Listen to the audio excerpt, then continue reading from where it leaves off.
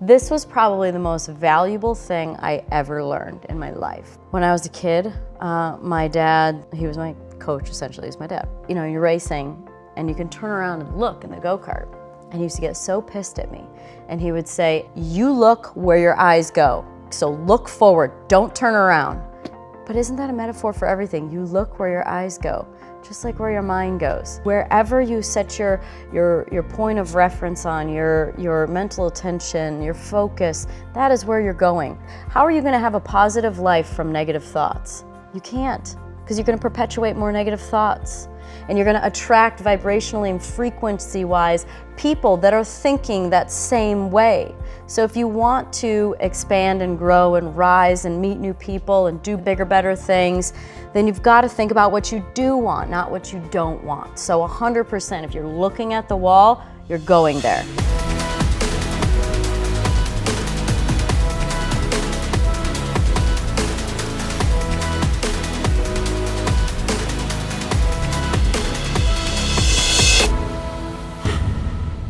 Thanks for tuning into this episode of Impact Theory, sponsored by our friends at Skillshare. Enjoy the episode.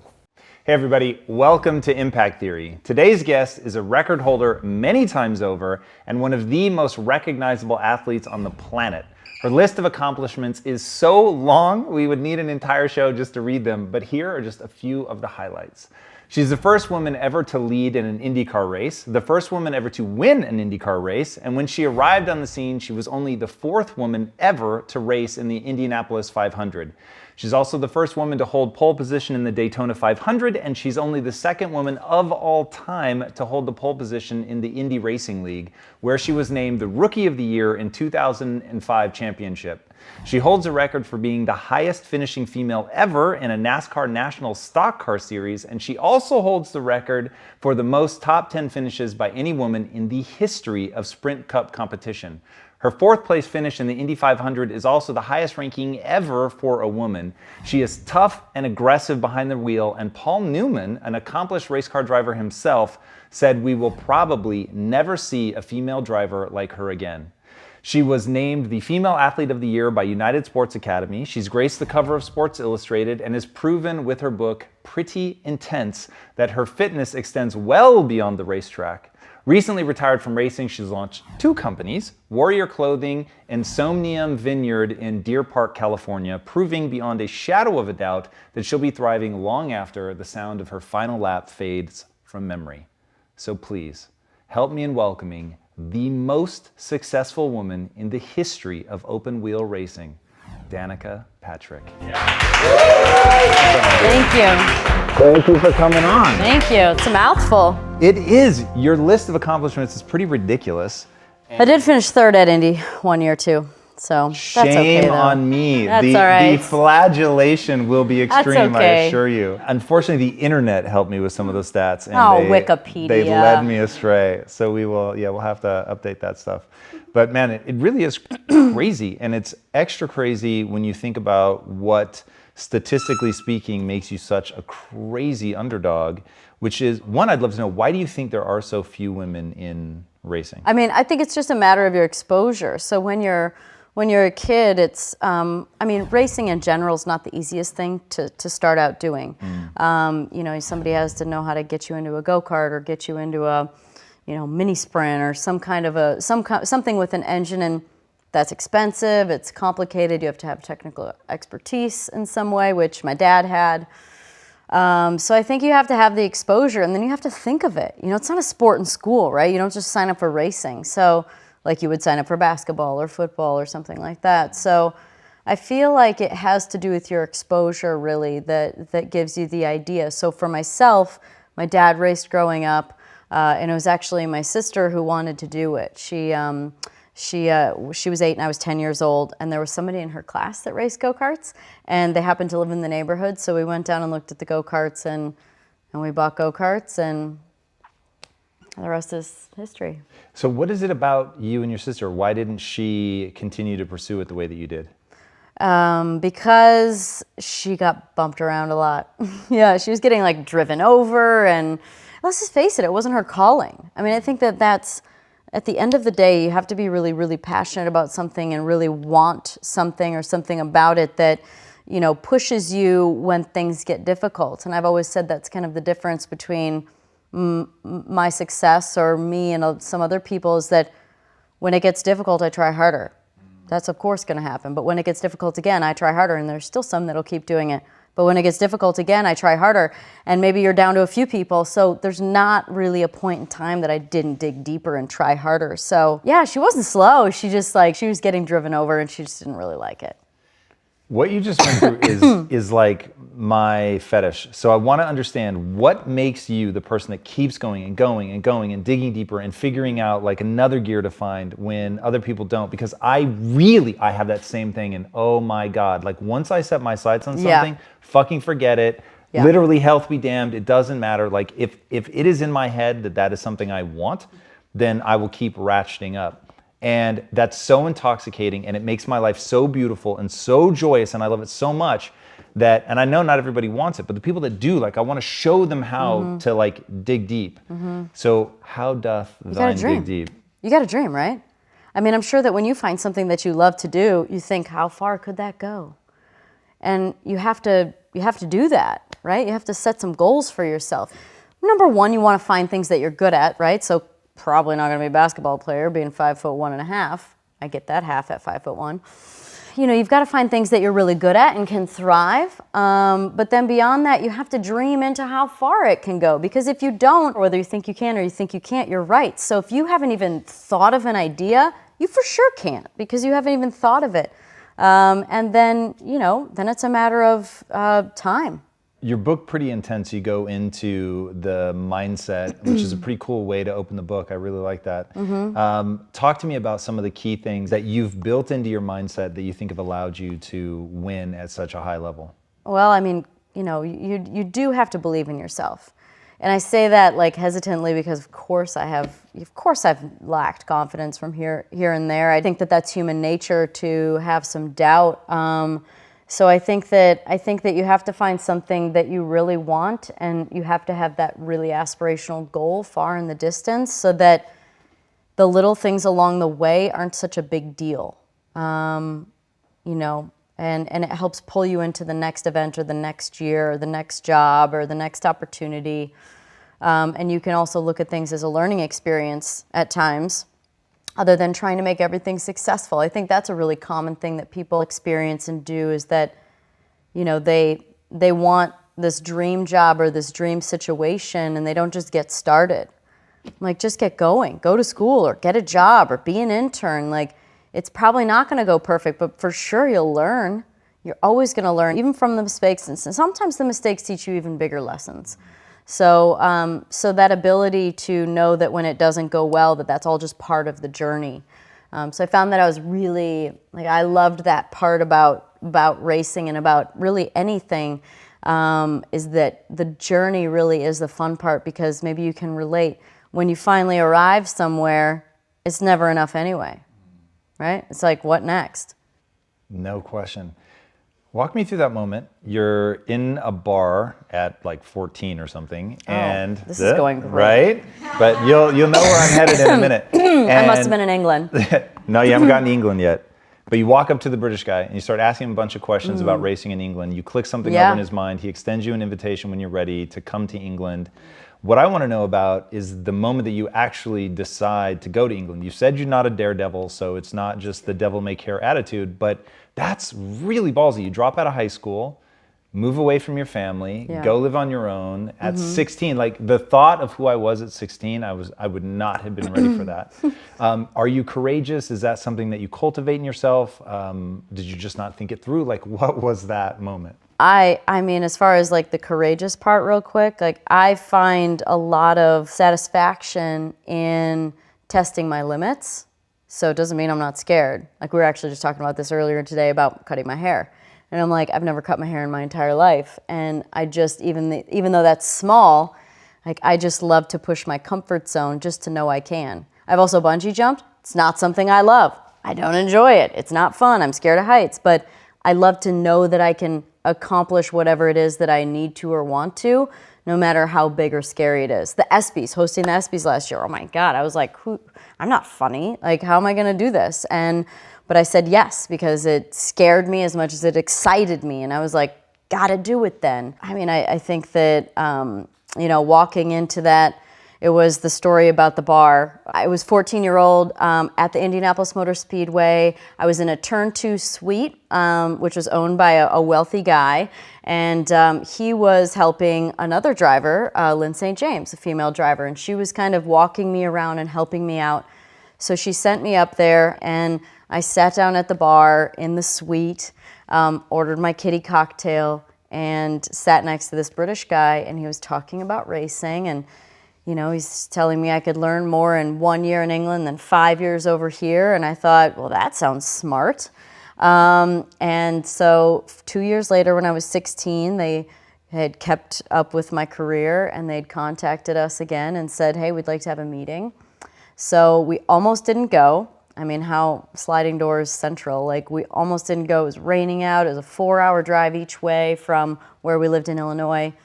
And we decided to go. And the story of my life would be that I feel like I always do the right, I can't say always, that's not true. I usually do the right thing. And so we got in the car and we went down there, had the meeting. And then that fall, they had told me, we've been following you and we'd like to help you, become a race car driver, and we'd like to send you to England.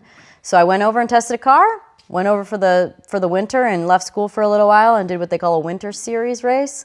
And then dropped out of high school soon after, and when I was a junior. Not the greatest advocate for school. Yeah, no, I gotcha. You seem to have an inhuman ability to focus. One, just to be a good driver, it seems like you have to have an insane ability to focus. But two, with the amount of noise that must have been around you coming into it, to be able to shut that out and do your thing, is that something that you would chalk up as an innate ability, or is that something that you've worked on? Yeah, you work on that. I think that's probably focus, at least from the standpoint of driving the car, was always something I said that was a training program. The races when I was a kid were 8 laps, and then there were 10, and then there were 12, and then there were 20, and then there were 50, and then you get into cars. So, that focus grows, and then all of a sudden you're at the Coke 600 for 5+ hours, or the Southern 500, or the Indy 500 for 4 hours, and that focus, you don't know how to do that out of the box. So there's that focus that is something that's nurtured and grown, and then the ability itself to just block out the noise. I feel like, yes, it's possible to be insecure, and I think that the reason why I didn't get insecure about the shit people were saying about me was because I was doing my best. I was trying hard. I was putting in the effort. There wasn't anything I wasn't prepared to do to make it all happen. And so if you're a lazy person and you don't do what you think you should be doing, then when somebody says something bad, you're going to feel insecure because you know exactly how you could have done better. So I didn't leave those things to chance. Like, I didn't leave myself open for criticism in a way that would be, highly insulting to me. I did the work. I think that's valuable. I think that's an important lesson. If you're going to do something and not be offended when you're putting in your best work, what am I going to do? Just not like myself? I mean, there's times I don't like myself, but that's the alternative, is to just not like yourself, even though you've been doing your best, which doesn't usually happen. So you got to put the effort in.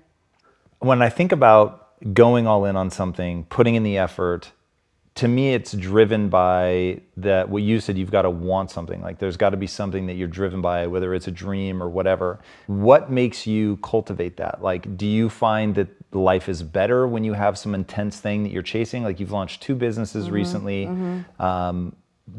There's obviously a sense for you of either wanting to do things that you just enjoy intrinsically, or once you make it a company, it seems like maybe there's something more to it than that. Like, what is the organizing principle of your mind? Like, for me, mine is I need to matter. That's very important to me. So whatever I do, and I'm not saying that's good or bad, I'm saying it is true. I need to matter. I have invested a lot of putting value on that, deciding that it's something I want to care about, deciding it needs to be a part of my life. And because of that, I get a huge like neurochemical reward when I do things that I see echoing through the world. So that's a big thing for me. I always pursue that. Do you have something like that? Like, you've worked so fucking hard to get where you are. Like, why try so hard? Yeah. Every now and again, I think to myself, I could just do nothing. I'm sure you've thought the same thing from time. 100%. I could just do nothing. In fact, people were asking me at the end of my career, they're like, oh, these companies that are launching, is this your backup plan? I'm like, that's cute, but I don't really need one. I mean, I'm just being honest. Like, I have been very fortunate in my career. I don't need a backup plan, but I tell you what, really every company I have is super organic, even racing. Like, it just happened. I was 10, you know? I surely wasn't funding it. So whether it was my wine company that started in 2009, Somnium, it means dream in Latin. And that's because I was just standing over a grassy knoll at Quintessa Vineyards in Napa, looking south to the fog pulling down back into San Francisco, drinking at 10 a.m. and thinking, God, I want something like this someday. And then it happened. That's literally what I thought. I want something like this someday. Bought the property. That was 2006. The first vintage, 14, was sold in 17.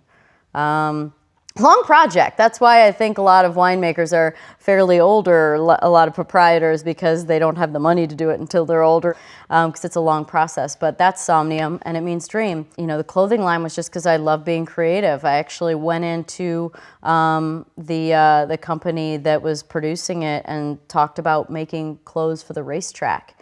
And they heard my passion for design and my interest in clothes and that whole world, the artistic side of me. And they never had a sketch of one single race t-shirt. It was all just clothes for everyday life. So they heard my interest loud and clear, that went way beyond just the racetrack.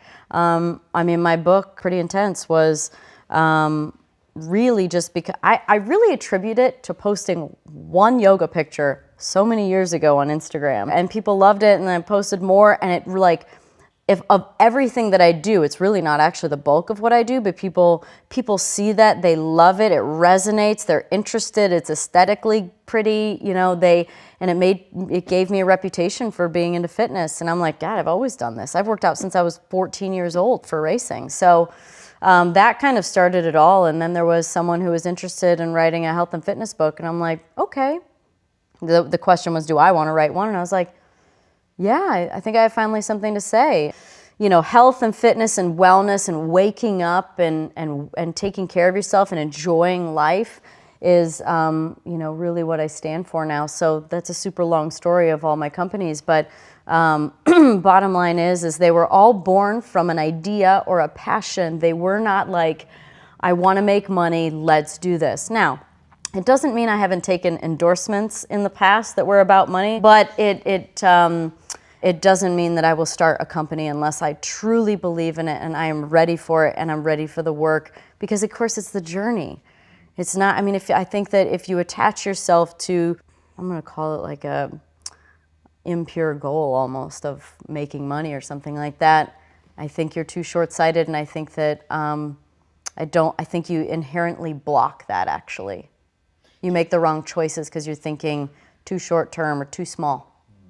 Do you have any rules to a journey that you're about to go on? Like, I don't want to think small, I'm going to think big. It has to be fun in the moment, or like, what are the guiding principles that you use? Intuition. I mean, it just has to feel right. There's been plenty of projects that I've been like theoretically interested in figuring out how to make into something. And nothing's felt right for a few different things. And I think you have to learn how to identify the flow of life, which I'm definitely learning as I'm one of those people that likes to force things to happen.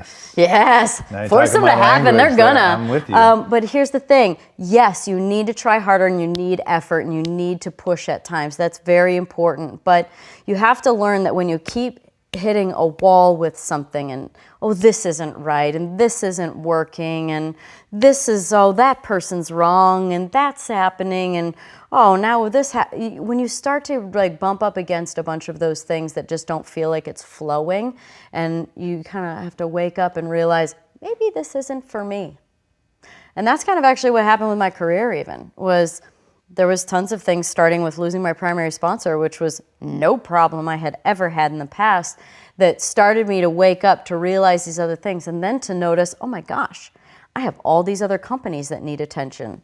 That could be really fun. So you start finding evidence of how it's not the flow anymore. So, I didn't make a huge effort. I very much was I was really, really letting it flow when it came to a sponsorship situation in 2017 to move forward into 18. And when things just didn't flow right, I'm like, it's okay. Just got to let it go. So the way I describe my retirement is that I had to learn how to let go. I didn't feel like I was quitting, because I could have pushed and made it happen and compromised and taken a smaller salary or gone to a different team or something like that. But I was like, no, I'm just going to let go. And so letting go for you, are you somebody who embraces change? Do you have a hard time with change? It certainly seemed like at the end of the career, it was relatively easy for you. I mean, I cut my hair for the first time. I'm totally good with change. I mean, this is like the epicenter of like, whoa, Danica, you're totally okay with change. I think I react probably like every human being when it comes to something dramatic and big. It's somewhat shocking and scary, and you're not up for it. I remember when my sponsor had left, the first thought was, oh no, I'm not ready. Oh no, I'm not ready. And actually not ready to retire. Not ready to retire. And I remember thinking, that feels good to say that. Oh yeah, I'm not ready. Now that evolved and changed, but I think that it's you really have to pay attention to the way you feel about a situation, and feel if it's right for you, and whether or not you need to keep moving. Talk to me about how you force things. I'm guessing, judging by the outcome, that you're quite adept at figuring out how to push. How did you make your racing career happen? And I get there was probably a lot of intuition and opportunities presenting that you take advantage of, but where were the moments of push? How can people leverage that in their life? Because this is one thing that so we just launched Impact Theory University, and one of the things, thank you, I'm psychotic about this. I think it really has potential. I'm not super smart, but I'd love to be a professor. Hey, we'll film today. Let's just get off on a tangent real quick. Please, about school. Yeah. Right? School curriculum sucks. I'm so glad I didn't waste my time with it, because who uses geometry?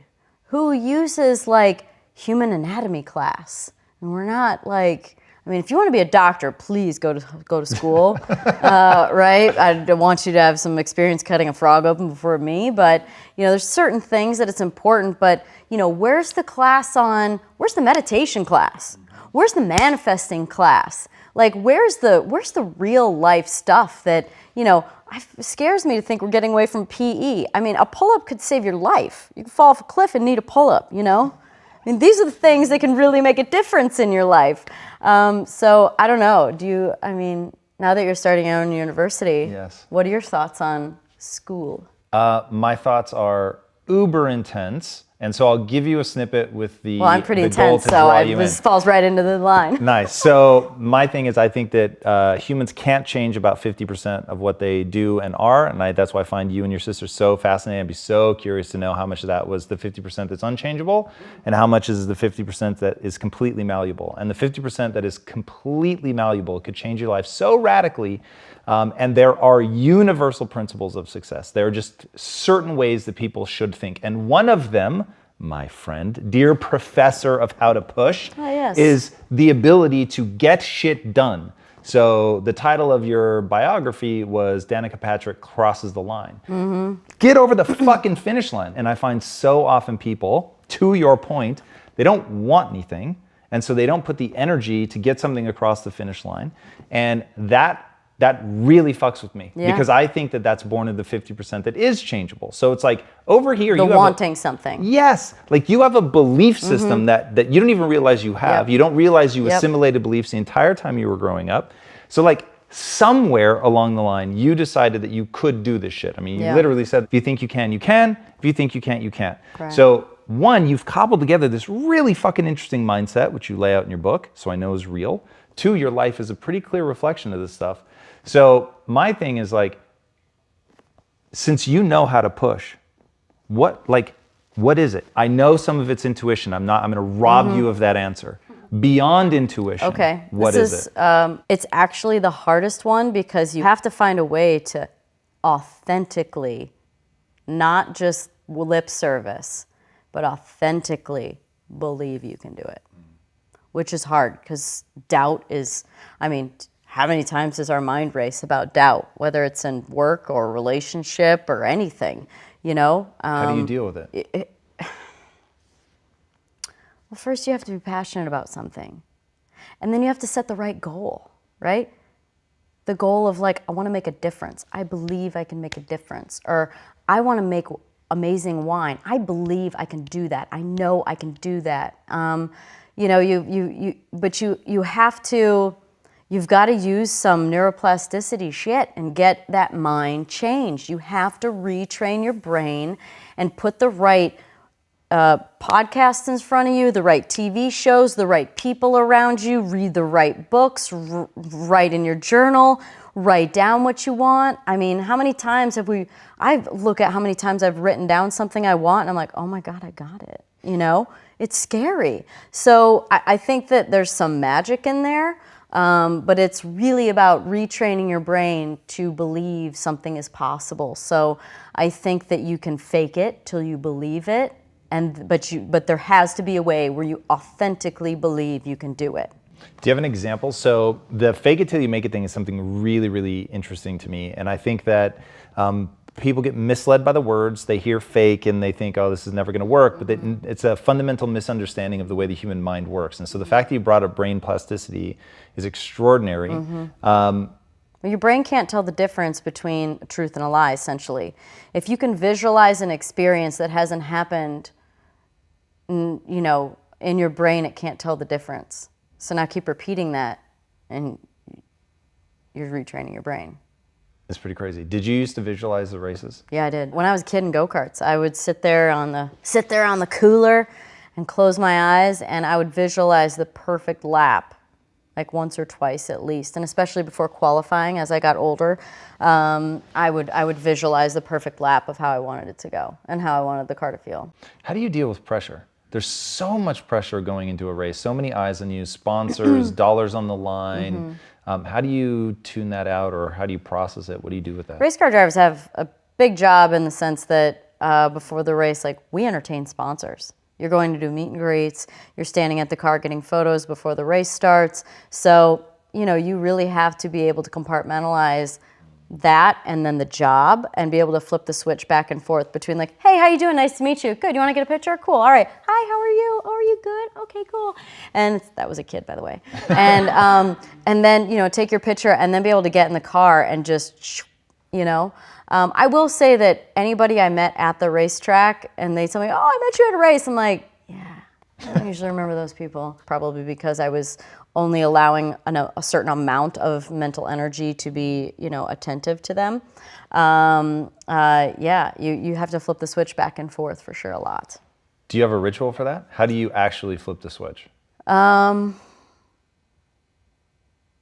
have to have enough emotional energy to do it, right? So I felt like if I was tapped with the entertaining side of things, it made it harder to be able to get into the focused state or kind of stay in it essentially, but like pop into these moments of when I had to do something else. For me, I have to be able to maintain enough energy. So a lot of the things that it had to do with is like just knowing yourself and knowing that, okay, if I go out to dinner and hang out with everybody and then there's a bunch of people at the racetrack I have to entertain, like, you have to have the discretion and the awareness to be able to like say no to one thing or another thing, or be able to go inside the bus and not feel guilty that you're not hanging out with everybody outside, and just know that that's because you have to protect your energy if you're going to be able to do everything that you need to do that day. And essentially it came down to really just the obligations. Do you have other things like that you use to be able to move so swiftly from one area of your life to another?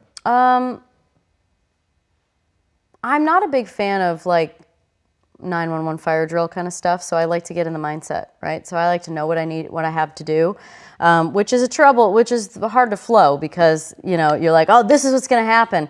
This is my story on expectation levels. I have this expression, this saying for myself that expectations are a mother, you know what, because when they're not met, you're disappointed. But I do feel like it helps me to get into a mindset or a mental space, when I set my mind on something. Another example would be like, even from a broader spectrum mind situation, would be when I finished racing, I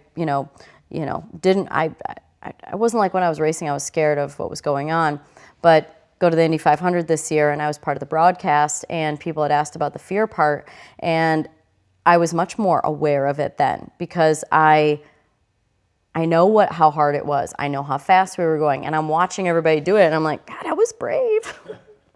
Not brave Danica there, but it wasn't something I allowed into my mental space. So there's certain situations I think that you have going on where you're just not allowed to think about it, right? If you've got a huge week and you're really busy, you wrap your head around that, right? Just like I had to wrap my head around everything but the fact that it was super dangerous. So I don't know. How do you shut off to that? Get Like, allowed this is one to of those think things. certain things. If you want to talk about a course that you could charge a lot of money for, it would be how to, when somebody tells you don't think about a pink elephant, to actually not think about the pink elephant. Because as you're going towards a race, your mind wants to throw up all the fear, all the danger, all of that. And if that's the one thing you can't think of, in fact, here's the example that I use, and this is perfect. You can tell me if this is actually true. I always tell people, if you were going to be a race car driver, they tell you not to look at the wall because you're going to end up crashing into it specifically because you're looking at it. Do they actually tell you that? Do you avoid looking at the wall? When I was a kid, my dad, he was my coach, essentially. He's my dad. Of course he's my coach. He still tries to be my coach for anything. But, you're racing, and you can turn around and look in the go-kart. And he used to get so pissed at me. And he would say, and I actually this was probably the most valuable thing I ever learned in my life, because it was a metaphor for everything. And he said, you look where your eyes go. And I was like, and he's like, so look forward, don't turn around. And I was like, okay, but isn't that a metaphor for everything? You look where your eyes go, just like where your mind goes. Wherever you set your point of reference on, your mental attention, your focus, that is where you're going. How are you going to have a positive life from negative thoughts? You can't, because you're going to perpetuate more negative thoughts. And you're going to attract vibrationally and frequency-wise people that are thinking that same way. So if you want to expand and grow and rise and meet new people and do bigger, better things, then you've got to think about what you do want, not what you don't want. So 100%, if you're looking at the wall, you're going there. Yeah, that makes all the sense in the world to me. So you're on the cooler, eyes are closed, you're imagining the track, and whatever the future version of that is. What is the thing that you're putting your energy into to make sure that you don't have the extra focus to let the fear in? Is it truly just a visualization of the way that the laps go, the way the car feels? Is there something else? And how can people apply that to whatever they do, which probably isn't race car driving? But I think it applies to everything, like the putting your focus on what it is that you do want. So obviously I don't race anymore, but for me, many mornings I wake up, and it's because I wake up really early and I'm drinking my coffee by myself. But I'll start writing down certain things that are working for me, and I'll almost try and avoid the things that aren't working for me. And I'll just think about what I want and feelings I want to have and goals that I have. And I almost try and keep them a little broad spectrum towards an emotion or feeling, as opposed to an attachment to a specific outcome, because I'm not the universe. I don't know how it's supposed to go, and who's to say that my idea of the right outcome is right? Maybe there's a better way. So attach yourself to and your focus to the kind of feeling you want to have and the things that you want to do with your life. And, whether it's inspire kids or, help people expand their mind, or things that you want to do. Feel like you want adventure, you want, joy, you want passion, you want excitement, whatever it is. And then let the universe find the very best way to experience all those feelings that you've set the intention for. So it sounds like you journal quite a bit. How long have you been doing that? I actually remember writing a lot when I was younger. Then I didn't for a while, so that's much more common now. I find that especially, I mean, it's been years, but more now, more since I've stopped racing, I'd say. And this is a way to control your focus. Yeah. That's interesting. I've never heard anybody that focuses primarily on the emotions that they want to feel. That's interesting. Do you believe in fate? Such an interesting topic. I mean, fate would assume that it's predestined. Yes. That's what I'm asking. I'm one of those people that is always evolving, and I'm happy to say that what I thought in the past is not what I think now, and I don't feel like I'm being hypocritical. I'm just learning and growing and experiencing and taking in additional information, because you can only make decisions based on the information you have, and so when you get more, you have to be ready to make a new decision. I mean, I believe fate based on your frequency. Can you define frequency for me? Your sort of your vibration level, your energy, your And is that ability dictated by thought? Yeah, thought and positive thoughts. I can't remember what the scale is called, but basically for the thoughts that you have, you know, the middle bottom being like envy, greed, fear, jealousy, and then above that middle threshold is love and, you know, generosity and gratefulness and kindness and joy, those being the higher frequency energies. And so for me, I try and focus on the higher ones because that's what I want to attract more of. So I think that if you are operating in a lower vibrational state based on your negative energy that you're repeating over and over again and telling yourself certain stories over and over again and believing, then that's kind of your fate. Your fate will be dictated by the thoughts that you have reoccurring in your mind. Man, that was So so I guess interesting. maybe not pure fate then to give, because I don't like to not give an answer. So No, that was amazing. I think it's hard for me to wrap my head around you don't have control. But man, I mean, I believe in reincarnation. Really? Yeah, so I mean, as far as like coming into this lifetime and learning certain lessons, I guess what I would feel about that is that when you come back into this life, like you come back and I believe my job is to learn and grow, and it shouldn't be easy. If it's difficult, you're probably getting better, because there's no growth without pain. Otherwise, you're just status quo. So the biggest growth for me has always come through total difficulty, total challenge, total effing mess, total crying, you know, like all the stuff that's super difficult. Why do you think that is? Why through pain? And what are some lessons that you've learned through pain? Well, because you're essentially breaking, patterns. You're having new thoughts. The old ones are going to have to die. Like I always think, like as far as an example would be like a relationship.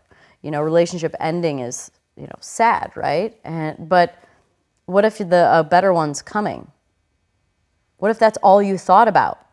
Pretty good stuff then. You're like, see ya.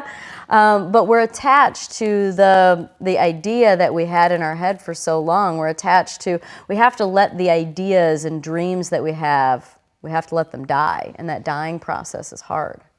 I think that's the painful part. So is some of the pain like changing your job. You're like, I'll never see these people again. And oh my God, what if I don't get a better job? And what if I don't get paid? And all you're thinking about is all the stuff that's bad. What if you're going to get a better job and you're going to get paid more money and you're going to meet new people and you're going to move to a place you'd rather live? And is that what you're telling yourself as you're going through this? Do you rapidly switch the narrative? So you had asked earlier about change, and I lost my train of thought. So if it didn't sound like my answer was good, that's why. I lost my train of thought on change. And so I immediately think like everyone else with change. I'm like, wow, that sucks. But then I think I have the ability to flip the switch pretty quickly to it could be better than I ever expect. I have no idea how that's going to look, but how will I ever know if I don't give it a shot? It's really powerful. So looking at the level of success that you've had, I know there's going to be a lot of things, but if you had to just put one thing about you that is like the pinnacle trait, the thing that without that, definitively everything else would fall apart? And again, knowing that it's actually several things, but what would you say is at the very top? Well, it's tough to tell the difference between a dream and determination. I don't think it really matters if you have determination without a purpose. So probably dream. I would have always said determination because I kind of was just doing one thing. But yeah, I just have the ability to dream into things and believe it's possible. I like that. Where can people find out more about you?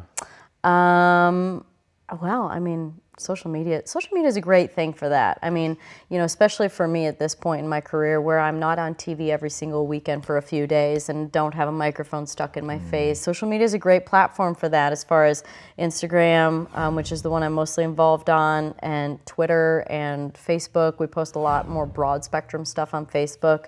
And then, I have a website and it's all my name. And pretty soon the podcast is coming out, which will just really show more of me and the things that I believe in.